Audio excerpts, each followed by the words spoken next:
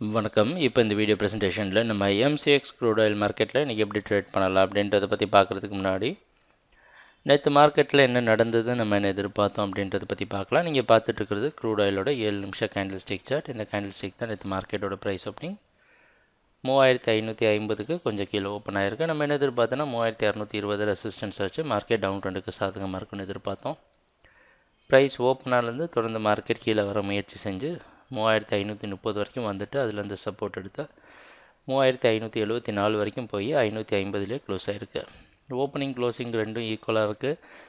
3560க்கு கீழே க்ளோஸ் பண்ணது செல்லர்ஸுக்கு பாசிட்டிவான விஷயமா அமைஞ்சிருக்கு. சொல்லப்போனால் நியூட்ரல் மார்க்கெட் மாதிரி தெரியுது, இருந்தாலும் அது டவுன் ட்ரெண்டை தொடர்ந்து கண்டினியூ பண்ண நம்ம எதிர்பார்க்குறோம்.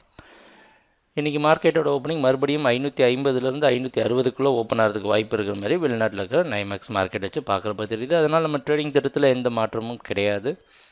அதே 3620 வரைக்கும் செல் பண்ணி 632 ஸ்டாப் லாஸ் வச்சு டவுன் ட்ரெண்டுக்கு சாதகமாக ட்ரேட் பண்ணலாம். மார்க்கெட் கொஞ்சம் இதே இடத்துல நிற்கிறது, கொஞ்சம் கவனமாக இருக்கணும் அப்படின்றதுக்கு ஒரு எச்சரிக்கையாக இருக்குது. அதனால் பார்த்து கவனமாக ட்ரேட் பண்ணுங்கள். ட்ரேடிங் நடக்கிறப்ப பார்ப்போம் என்னென்ன மாற்றங்கள் வருதுன்னு. எங்கள் வீடியோ ப்ரெசன்டேஷனை தொடர்ந்து பார்த்துட்டு வந்ததுக்கு மிக்க நன்றி, மகிழ்ச்சி, வணக்கம்.